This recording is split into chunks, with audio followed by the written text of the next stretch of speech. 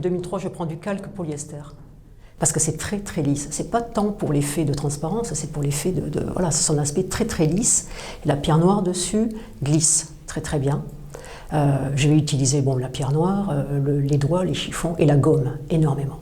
C'est-à-dire que je dessine autant que j'efface. Ouais. Donc c'est doublement long en fait.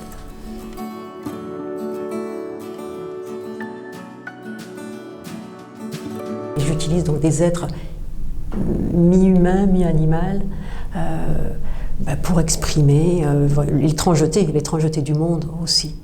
Enfin, oui, l'étrangeté du monde.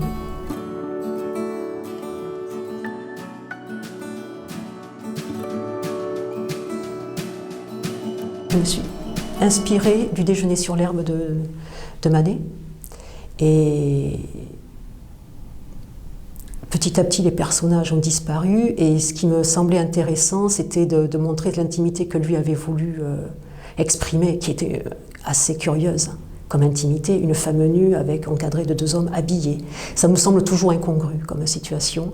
Et voilà, j'aime quand ça titille un petit peu comme ça, quand ça frotte, c'est très intéressant. Ce n'est pas simple, et j'ai voulu parler de cette complexité. On voit la structure des arbres qui est toujours présente, mais ensuite mon travail utilise beaucoup la gomme. Et donc j'ai effacé les personnages, j'ai effacé également le tabouret, mon tabouret d'atelier. Il est devenu un fantôme. Et ça, c'est quelque chose qui est récurrent dans mes dessins. C'est que petit à petit, il y a souvent soit un personnage, soit un élément qui devient fantomatique. J'ai voulu l'effacer, l'éliminer, mais il ne part jamais totalement. Et ça en fait quelque chose qui fait partie du dessin, voilà, et que j'apprécie. Pour moi, de l'exposer ici avec toute sa fragilité, c'est pas facile, bien sûr, à chaque fois, parce qu'il y a toujours des risques.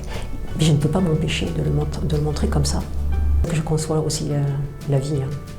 Enfin voilà, c'est très noir, il y a des lumières partout, des clartés, c'est extrêmement fragile et c'est ce qui en fait toute la beauté.